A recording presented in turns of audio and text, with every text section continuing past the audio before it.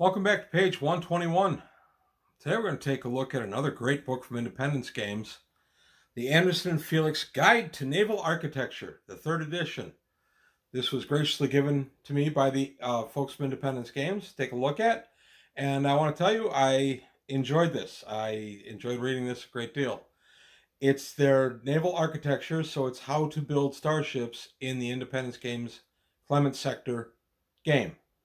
So it's familiar if you're familiar with Traveler and High Guard. It's going to be some familiar territory for you, but there's enough differences in here that I'm very glad I read this. There's some ideas that I'm going to be using out of this book, no question, whether I play it in here in Clement Sector 3rd or in my Traveler campaign. So I'm going to take a look at this book today in detail and let you know what I think overall about it, warts and all, because there are some warts. But we're going to take a good look at this book today on page 121. So, the Anderson and Felix Guide to Naval Architecture for 3rd edition Clement Sector. We're going to take a look. This book is gorgeous, by the way. The quality is very high from Drive-Thru RPG. This was a print on demand, and as I said, it was sent to me by the good folks at Independence Games to take a look at. The author is Michael Johnson. It was the first time I'd read anything that I'm aware of by this author, and I enjoyed it. I thought it was very well done. The artwork is by Ian Stead. I mean, you're not really going to go wrong with Ian Stead, and then we got some Michael Johnson artwork in here as well, and Crom. I'm not sure who Crom is. And then in here we've got the playtesters. Among the playtesters is John Watts, who is the primary writer and I believe the publisher for Independence Games. So we're going to take a look at what's in this cool book. So there we are. The intro tells us what the ships are about and how we're going to be designing our ships. Then we get a table of contents. This table of contents, actually, it made me laugh when I was going through it because 1, 2, 3, 4, 5, 6, 7, 8, 9, 10, 11, 12, 13, 14, 15, 16, 17 pages of table of contents. One thing you're not going to be able to complain about in this book is that you're not able to find what you're looking for. I'm not making fun of 17 pages for the table of contents. Most gaming manuals, especially manuals where you're making a ship or characters or whatever, tend to be skimpy on the table of contents. So I was pretty impressed that they devoted this much space to it. And actually, it was pretty handy as I was reading through the book and I had to refer to other things. I was able to find it very quickly. So who are Anderson and Felix? Anderson and Felix were expert, well-regarded naval architects in the Earth sector, and then they came over to Hub sector in 2229 by Jamie Anderson and Ronaldo Felix. Anderson and Felix brought to Clement Sector their considerable expertise and experience constructing space vessels for travel between Earth and Earth sector colonies. And then when the conduit collapsed between Earth and Hub sector, in Clement Sector, we found ourselves with these guys on this side of the conduit. So we have their expertise to draw on, and these guys make pretty much, they're the movers and shakers in Clement Sector as far as ship design go. So that's them in universe. And then we have modules. We don't have chapters in this book. We have modules. I rather like that. Module 1, spacecraft design. I thought that was kind of neat. It stays immersive for you. Would have been easy enough to just stay with chapters, but they didn't. They gave us modules, which I liked. And then it takes us through how we're going to be designing the ship. You decide what the ship is going to be when you finish with it, and that's how you start designing it. You start with the hull, the engineering section, main compartment. I'm not going to go into all the nuts and bolts of the actual construction of the ship. I'm simply going to take a look at the book itself. But if you are familiar with other 2-6 ship construction, you are familiar with a lot of how this goes. It's still displacement tons. And there are examples coming up at the back of the book that I'll show you. One thing I said, warts and all, one thing I will say, there were some typos in this book, and some were pretty significant. One where obviously a paragraph got cut in half during layout, another where a paragraph is placed on the same page twice, or twice on the same page, above and below an illustration. Not enough to keep me from buying the product. I absolutely am delighted with the product, but it's just that that's the main flaw that I found. I like the layout of the book. I certainly love the look of the book. There were just some editing issues. That's all. So now we come back. We're into the hull for the. We're going to configure the hull as either a standard, streamlined, or distributed hull. Very familiar for 2-6 space games. And then the hull and the structure itself and how big it's going to be, how much it's going to cost. Just as a reminder, in Clement Sector, only ships that displace less than 5,000 tons can transit through the Zim drive. The Zim bubble can't be created in anything that's 5,000 tons or greater. So what you get is a lot of smaller ships zipping around, and then you get a lot of larger ships, but they're in more of a freighter, one system only, or a planetoid, or not planetoid, a system monitor, or a system defense boat. So you don't have as many jump capable ships, and the jump capable ships are smaller in Clement Sector. I like that too, because we're going to get to a section on the combat, and you can do both, but it's I kind of like that it's smaller vessels. I see more detail for the players with smaller vessels. So back to the hulls, we're looking at different hull options: heat shielding, radiation shielding, self-sealing I liked. Any micrometeor impact will just heal. Electrified to get those pesky borders off of your hull. I thought that was a pretty neat idea. And then stealth to try to disguise itself from radar and disguise heat emissions, things like that. And then the engineering section. So we go into engineering. This is where the maneuver drive, the Zim drive, and the power plants would be. And we go all the way up into capital ships. Capital ships start around 3,000 ton displacement in the Clement Sector universe, but they go all the way up to about 20,000 ton displacement. So here we go, capital ships. Let's see. And now we're continuing on with the power plants. There's a lot on power plants in here. This is very good nuts and bolts for how your ship works. So if you're looking for something that just kind of goes into how your ship works in universe, this book is great for that too. So we have now your computers. Computers, again, very similar to other 2-6 games, but there's enough differences in here that you can tweak a little bit, and you can play between this game system and other systems like Cepheus or Traveler, where you would use a lot of the same kind of stuff, but you can mix and match from these. And then we come down to the accommodations. This is, how the crew's living, how the passengers are living. And this book gives a lot of detail, especially on high berths, high passage, staterooms, things like that. Entertainment aboard the vessel, entertainment aboard military vessels. There's a bunch in here about that. We're at low passage now. We're at internal components such as an additional airlock. Armory, autodock, briefing room, casino. Yes, you can have your little space casino. That's popular in science fiction. A chapel, which I thought was kind of neat to see. And it's configurable to whatever your worship is. You can go ahead and you can change the place through holographs and things like that to make it be the place you're more comfortable with. Commissary, crew recreation, officers' lounge, fuel scoops, fuel processors, galley, gardens. You can actually have gardens. Gymnasiums, high-class dining.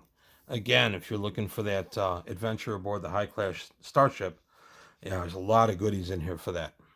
Interrogation room, a library, a laboratory, luxuries. So again, a luxury suite, that kind of thing. So if you need massage area, things like that, you can have it. Medical facilities. This was neat. In the medical facilities, it goes into it more in the computer area, but I'm going to touch on it now. You can get a holographic doctor. So the ship itself can have a personality or personalities that are brought up by the computer as holograms. So it's very much like in Star Trek Voyager with the emergency doctor that becomes a regular character, a regular member of the crew eventually throughout the course of the series. This has a very similar idea and flavor to it. Mineral refineries. If it's a big ore ship, you can be refining while you're traveling. Mini gallery, personal armor maintenance workshop, offices, big and small, retail shops, sensors control, ship's brig, ship's locker, small craft pilot ready room. That's an area that I think gets overlooked a lot because there would need to be a ready room so the pilots can be briefed on the forthcoming mission. Swimming pools and spas. I love the idea of swimming pools in space. Theaters, another thing that I really don't think is called out a lot in other 2D6 Starship design things. Training facilities, the underway replenishment system. Basically, you can be refueled while you're underway in normal space. A workroom and a workshop. So if you have to manufacture parts, you have a little workshop for it. So each section, too, gets a nice little recap of all the stuff we've just talked about, and then a little design example. One thing the book is a little spare in are examples from section to section. And I understand that the explanations are very good in the paragraph, but I wouldn't have minded seeing a few more actual examples for how, when I'm designing my ship, how I'm going to decide to do this or that. I realize probably for size, a lot of those were removed or never put in. And I get that. And the instruction in the paragraphs is very clear, but I'd still, a few more examples would have helped. So we get the ship's armament. Let's face it, most of us flip straight to the section anyway. I'm no exception to that. But we take a look at the various ship armaments that they have, point defense nodes. We have, of course, turrets and pop-up turrets, fixed mounting, lasers, missile racks. Missiles and torpedoes get a lot of love in this book. I like it. We get into something. I have mentioned Honor Harrington in this on the channel before. It's a series of science fiction novels written by a very good author named David Weber. The series, for the first 5 or 6, is excellent. Tails off as the series goes on. I really think the series went too long. It went, I think, a total of 14 core books and something like another 10 ancillary books. And these are all novels. So it's a big universe. But the Honor universe, they use bomb-pumped X-ray lasers on their missiles. Well, we get them in here. We get to take a look at bomb-pumped laser, X-ray laser missiles. So that was pretty exciting for me to come across in here. Old Honor Harrington reader that I am. Here we are. Missile warhead bomb pumped. And what that means is the missile warhead detonates itself, and then it shoots out a little bloom of X-ray lasers into the vessel. So the missile itself is not striking the vessel or even exploding near the vessel necessarily. It's exploding and doing these X-ray lasers that then damage the ship. Commonly used throughout the Honor Harrington series, and very nicely brought out here. And then we're looking at different bays for the ship, for the larger ships. And again, I think a few more examples would have been a little helpful for a designer like me. I am not a gearhead. I've said that every time I talk about a book like this. I'm not a gearhead. I don't sit around designing starships. Maybe I should. It's probably a level of engagement with Traveler and other games that I have not used. And I think I'm going to rectify that. This book has given me some great ideas for some things to do. So at minimum, I'm going to be retrofitting some ships, if nothing else. So now we come to screens. We have magnetogravitic screens. We have shields. Yes, we have actual shields. I realize actual shields appear in other 2-6 games, but I'm always happy to see them. I like this idea. This actually is more for blocking radiation and things like that than actually being a Star Trek type shield, but it's still pretty cool. And then again, we got a nice little breakdown. Small craft vehicles, drones, and cargo holds. Again, a ton of information in here. Probe drones, why send a crew over to look at that derelict ship when you can send a drone? A lot easier, a lot safer for everybody if you just send the drone. Reentry capsule, reentry pod, hangars aboard your ship. Goes into if you have a ship attached to the outside of the ship, how it degrades your maneuverability and even your Zim drive. Launch tubes and flight decks. I always love launch tubes. Battlestar Galactica. And then a recovery deck. And then another nice little example. And then we go into the cargo hold. This actually held a lot of my interest because primarily games like this involve cargo and trade to a good deal. And cargo holds, any ideas for cargo holds, I'm in. There's one here that I really like. The superior cargo hold represents a better type of hold over the basic type, allowing faster loading and offloading of cargo. Installation includes small cranes and lifters for the cargo, better cargo ramps, often with a moving surface. Superior cargo holds cost 10,000 credits per displacement ton. I like the idea of a more efficient, ergonomic cargo hold and paying extra for it, but having it pay for itself when you're not stuck on loading, unloading, and cutting down the manpower you need to load and unload. And we even have rules for actual transport of livestock, living creatures, which I thought was pretty interesting. And we come over to the ship's crew, and then who we would need. Who is going to be aboard your ship if it's a civilian ship, and then if we get into a naval ship, and then we talk about Marines as ship's troops, the medical needed, and now we come over to ship software. Ship software is where we meet the medical doctor. It's the avatar interface. I like this idea. It's not just an avatar doctor. It can be an avatar for your entire ship. And in fact, depending on the capability of your computer on board, you can have 2 or 3 avatars, all of whom are different. But the other thing I liked is that if I'm using an avatar up on the bridge because I want to interface more comfortably with the computer on a matter, somebody can be down in the entertainment area having this thing, oversee a game for them. Maybe even, I don't know, refereeing a role-playing game for them. I just like the idea that the same avatar can be used in multiple places aboard the ship without any real penalty. And then, as I said, more capable ships can have 2 and 3 avatars, all of whom can be pretty much everywhere at once. I like the idea. There's no, they even say expressly in here, your avatar is not going to go crazy and take over the ship. That's just stuff in melodramas and things like that. I like the idea of the avatar. And then we get a nice look there, nice picture of the avatar. And then we get costs and maintenance. And this is always very near and dear to anybody in space. If you're trying to make some money on that freighter going from port to port, you've got to know how much it costs you versus how much you're making.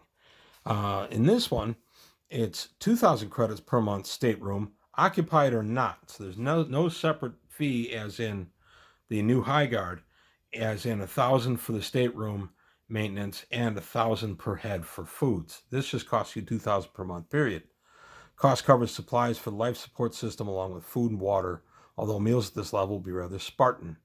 Each low passage berth costs 100 per month. So again, if you saw my video on High Guard, you know that I think that's a little pricey, but it's how it's designed here. It's your game. You can change it however you like. And then we get capital ships section hit tables. So the capital ships are broken into 2 or 3 different sections, depending on how big the vessel is. And then you have your armor and then your structure points, and you take damage accordingly. So pretty neat. I like the idea of 3 different sections. And then, of course, you can target specific sections as the attacker, but you take some minuses for it. You get bonuses for your crew skill. And this reminded me of the legendary, your die modifier is +4 on a lot of tasks with a legendary crew. This reminded me of the old Starfleet battles.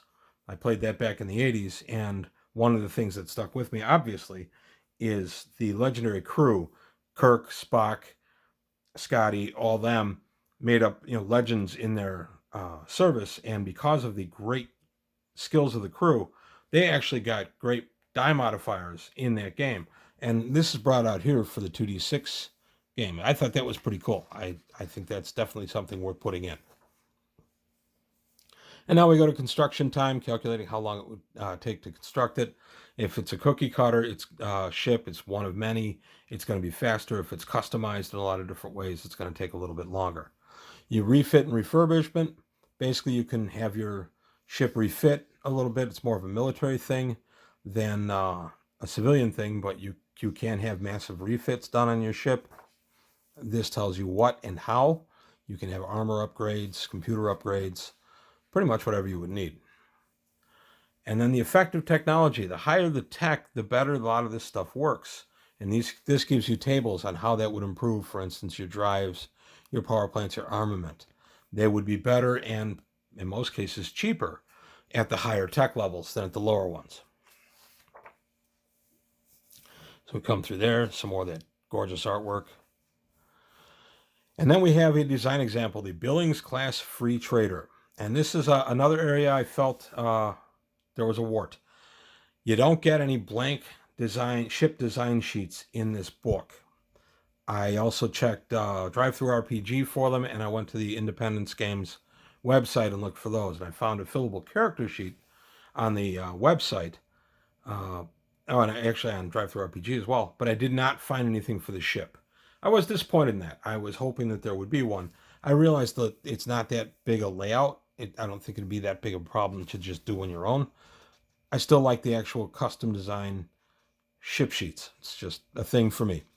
So here we go, the design data for this vessel. And there we go, page and a half of goodies. And then we get module 2, small craft. So it's basically the same thing, only smaller. These would be your fighters, your bombers, your attack boats, or your ship boats. And we get the same stuff in here, primarily without Zim drives, although some can have them. Vessels have to be 100 displacement tons or greater to mount a Zim drive, and less than 5,000 tons. So we get the hull and structure, very similar to the earlier section. The maneuver drives, the power drives, and then different ways you can power it if you want: chemical batteries, solar panels. They even go into solar sails quite a bit in this book, which is primarily for sport, but I thought that was kind of neat. And then fuel, if you want to use instead of a gravitic drive, you want a chemical power plant, small craft fuel requirements for that. So if you're in a lower tech area and they don't have access to better technology, they get into space and they work with what they have. I like that there are a lot of options. I love cross tech level design options, because then if I want to go to that lower tech level planet and they still have a presence in space, I can go ahead and bring that out.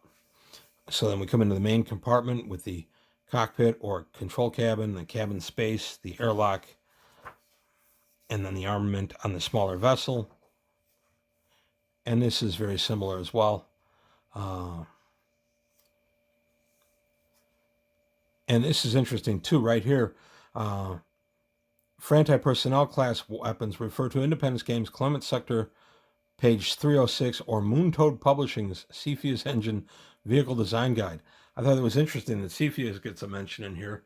I don't know what the relationship between the two companies are. Cepheus is also a 2D6 space game, an offshoot of Traveler, published under, it's not Traveler, but it's published under the Traveler Open Game license.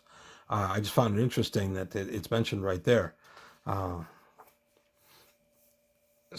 still in the small craft weapons, small craft missiles, which don't do as much damage, of course, but can do significant damage. So if you really have an itch to do a Star Wars type situation with the small 1 or 2 man fighters, this is definitely be a section you're going to enjoy. Again, for the combat, for the range bands, we got close, short, medium, long, distant, very distant, extreme, continental, and orbital. So that's the weapon band for the anti-personnel vehicle. We have a design example here, just like in the last section, that tells us how the ship would be designed, and then we get a nice look at it. Now we come over to drones. Equip small craft as drones, or just use other little remotes. Very popular in science fiction right now, and they should be. This is something that definitely would make it into space with humans. There'd be no reason not to. And then the different pre-gravitic drive spacecraft. So you have your reaction craft, liquid fuel rockets, electromagnetic and plasma drives, ion drive, a plasma drive. You get a lot of different choices again for the lower tech level. Maybe a planet is backslid, or maybe they just clawed their way up out into space, and this is how they know how to do it. I like that. I like any kind of alternates like this. Very nice inclusion in the book. Magnetic shielding. I like to protect you from radiation. And then we get some more beautiful artwork. And then we come to alternative reaction drives. External pulsed plasma propulsion, EPPP, or Orion drives. Kind of a ram scoop type situation. Not exactly, but close enough. Electromagnetic drives. Plasma propulsion unit, PPU. And then we get artificial gravity. And they go into a great deal of how you want your gravity. Do you want gravity as in they have grav technology, grav plates in the vessel, inertial sumps so the inertia doesn't kill the people in the ship? Or are you using artificial gravity where you're using thrust to produce gravity? So the rear is down for producing thrust. So all the plates, the decks rather, are arranged so that when the ship is pushing, you have gravity, but you're standing up. That would be a good example of that would be how they do it in The Expanse. And then, of course, spin gravity.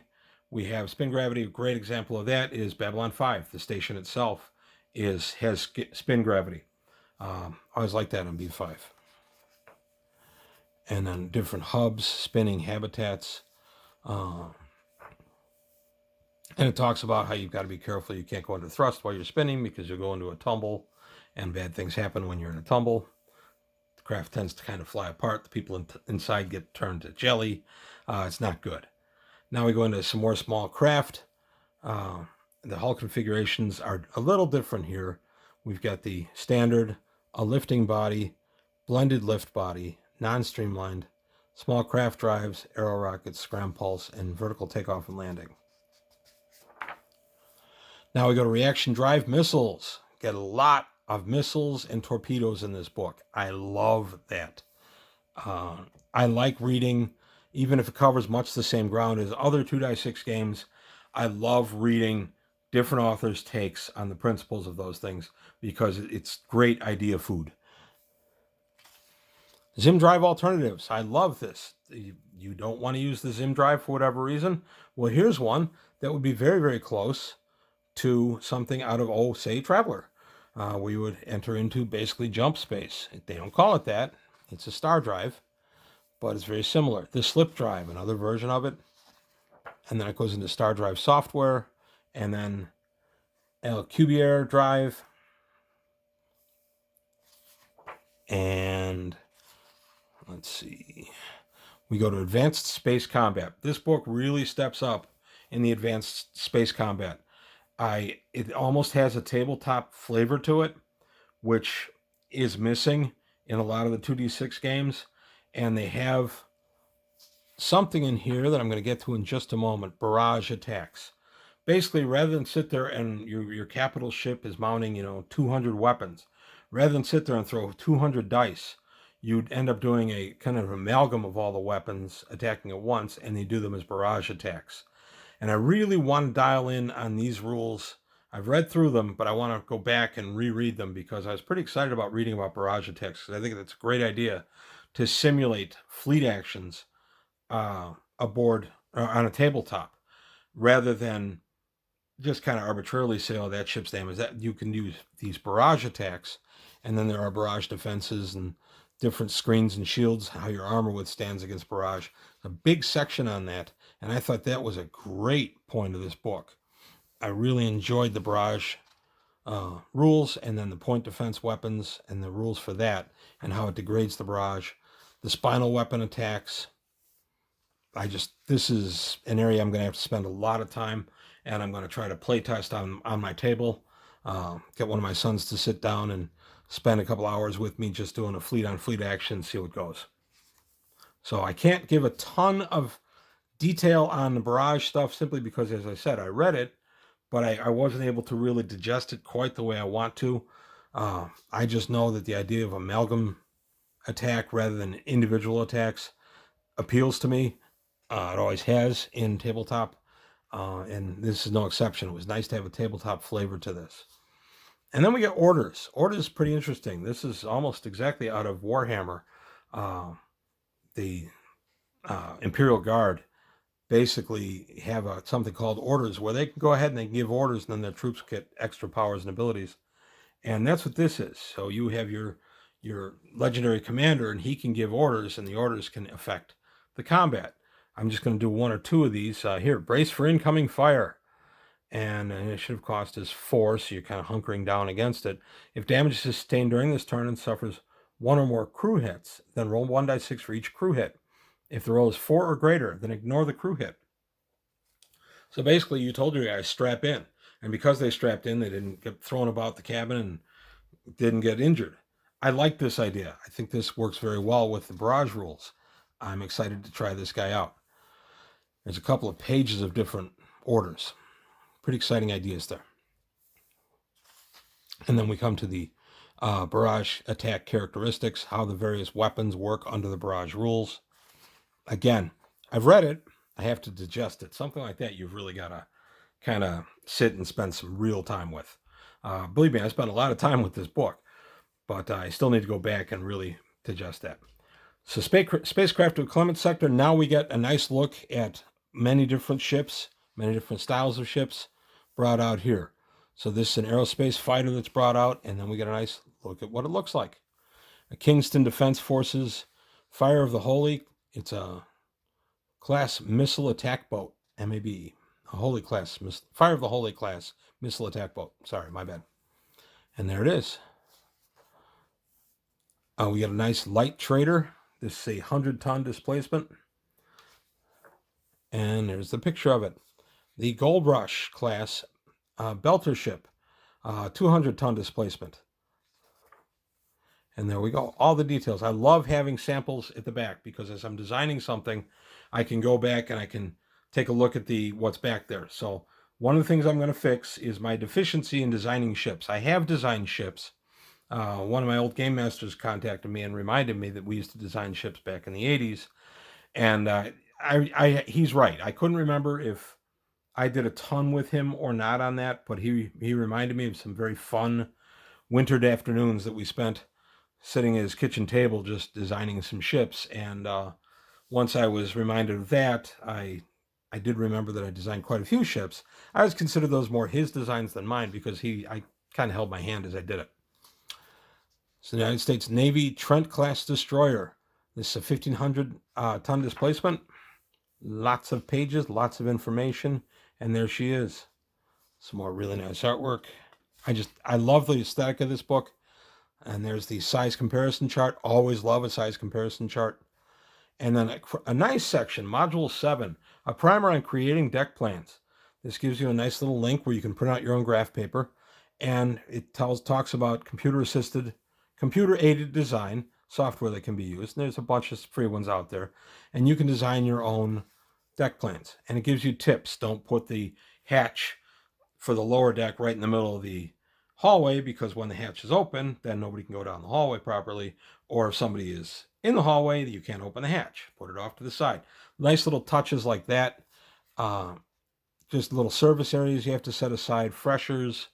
Just stuff you may or may not think of. Bulkheads to actually taking up space in your starship. I like that. And it tells you how much space you need to allocate per displacement ton of the feature. Just very nicely done. Very good. It's the first time I remember seeing anything like this in a printed book. I've read plenty of these online, but first time I've seen it in print like this, and I like that. So more stuff about maintenance hatches. And then we get the Billings class free trader, and it's all nicely laid out for us how you would do it for the lower deck and then the upper deck. Just really nice. And then I love this poster. Defend the Federation. Hub Federation Navy. Can you handle it? A little challenge for you. And then we come to something I always love in a book like this, an index. And the index has 1, 2, 3, 4, 5, 6, 7 pages devoted to it. So between the index and the table of contents, if you can't find something, you're not trying. And then we go to the legal, and then the rest are blank pages, and we're out. Overall, absolute thumbs up. Absolutely a thumbs up on this guy. I love the look of the books. I love the look of all of the third edition books that they've done. I just like the black cover with the blue stripe. I just think that's a great aesthetic. I love the artwork in here. I love, as I say, I would like to see a little bit more by way of example. I am one that needs his hand held a little bit during this kind of thing, so I would have liked to have seen a little bit more for examples. And I don't mean examples like in a completed ship. I mean like during a section, do a little section and explain exactly what that section is telling me. I am a relatively smart individual. I've been reading game stuff for over 40 years, so I can figure a lot of this stuff out. Even so, an example does help. But if that's my worst complaint about this and a few typos here and there, then negligible. Negligible complaints. I enjoyed this book immensely. I had a very enjoyable time reading it. Went back and reread some sections in preparation for the video just to make it sound like I knew what I was talking about. I recommend this completely. This is available through the Independence Games website or through DriveThruRPG. I'll put a link for both below. And this, of course, is available through DriveThruRPG as a print on demand as well. So I want to thank the folks again at Independence Games for sending this book my way. I really enjoyed reading it. I thank you guys. I think you guys are putting out some outstanding products. It's wonderful to be in this golden age of 2D6 space games. It's just so much fun to be gaming during this time. And I'm excited about all the stuff that's out for all the various systems that you can just kind of roll in and make your own universe. This reminds me of the heady days of the early to mid 80s when there were a lot of independent companies coming out with various fanzines supporting Traveller. It's exciting that we have something very similar going on right now. So for the folks that weren't around then, yeah, you're in a good time right now. Absolutely spend some time online. There's a ton of free stuff out there, and there's a ton of stuff that's affordably available that will really improve your game. So that's all I've got to say today on page 121. Thanks for listening. I hope you enjoyed what you heard and saw. If you did, please like and subscribe. Still pushing for subscribers. Also have a Patreon, pushing for that to help improve the channel a little bit. But that's all I've got today. Thanks for watching, and I'll see you next time on page 121.